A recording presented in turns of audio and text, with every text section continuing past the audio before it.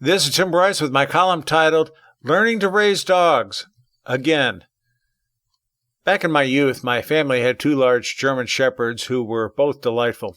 Not only were they loyal and protective, they were simply a lot of fun to be around. Yes, I did my fair share of feeding them, taking them for walks, and washing them, but they were actually low maintenance. I cannot remember a time when there was an accident on the carpet, unless perhaps when they were pups. Even then, we watched and trained them carefully. As I grew older and had my own family, I avoided getting a dog as I was traveling a lot back then and had little time to train the animal. Plus, we didn't want any accidents in the house.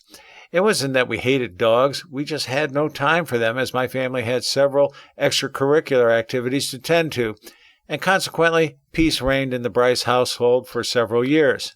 My mother, on the other hand, loved dogs and was never without one. Following the Shepherd, she had a Boston Bull, two Dachshunds, who both lived to an amazing 18 years of age, and finally a Chiweenie named Pearl.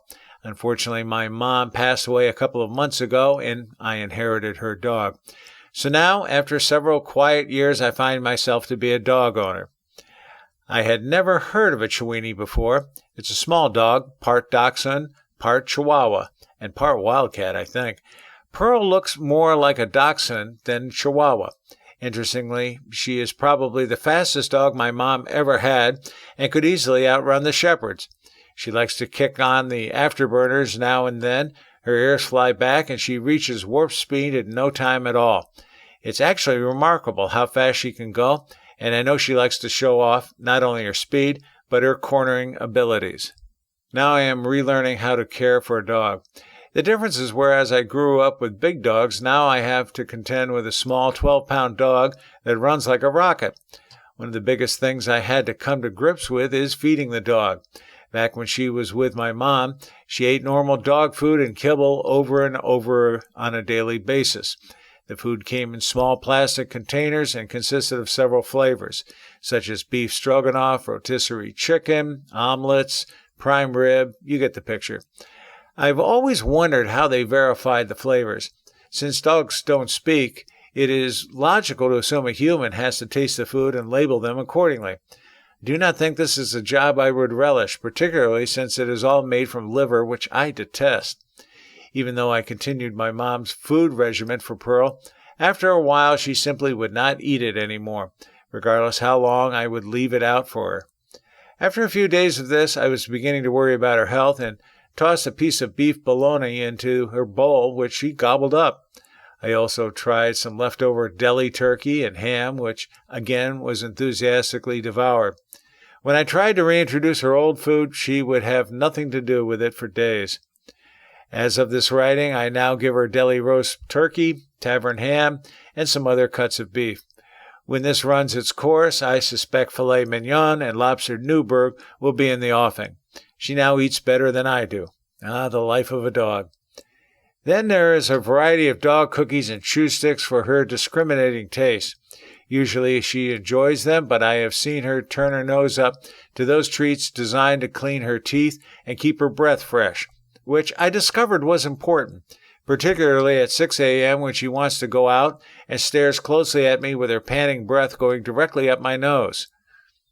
Shortly after Mom passed away, I received a note in the mail from the county government claiming it was time to renew Pearl's registration. I thought, no problem. It would be just a couple of bucks. Wow, did I get this wrong?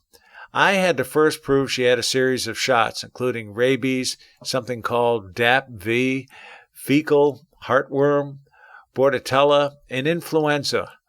That's right, a flu shot. Actually, it was 2 shots. I never heard of such a shot for dogs back in the day.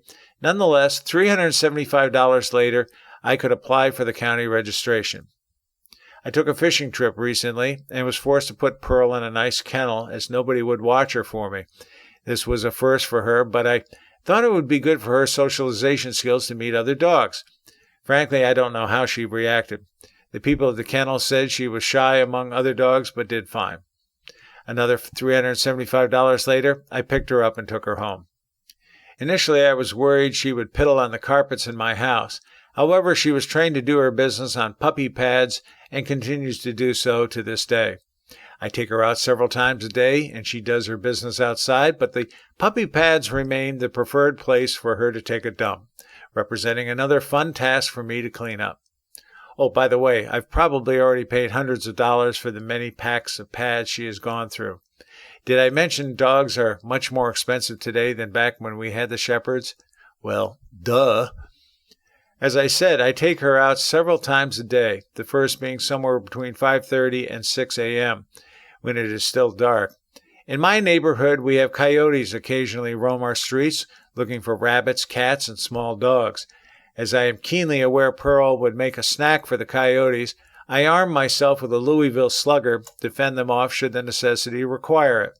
So here's this big guy in his nightshirt and not much else out in his driveway waving a bat to protect a small dog. Frankly, even I had to laugh at how preposterous I looked and was glad I still can get up before the neighbors do. I have also gotten used to her idiosyncrasies, such as giving me a look indicating she wants to be picked up and held, her burps as she looks at me directly in the eyes, her warning barks, her baths, playing with her toys, her snoring, and she is the only dog I've known who sleeps comfortably on her back. She used to be scared to ride in the car as it represented a trip to the vet. Since I've had her, I take her out more frequently, roll down her window, and let her look and smell the outside world. She loves it. People have asked me if I intend to put her down, give her to someone, or drop her off at the pound. Since she's just 4 years old, going on 5, I cannot in good conscience bring myself to do this. She is still a good, basic, loving dog, and even though she has become somewhat of an anchor to me, I cannot bring myself to harm her. More than anything, I have discovered I am the one who has had to make adjustments to my life, not Pearl.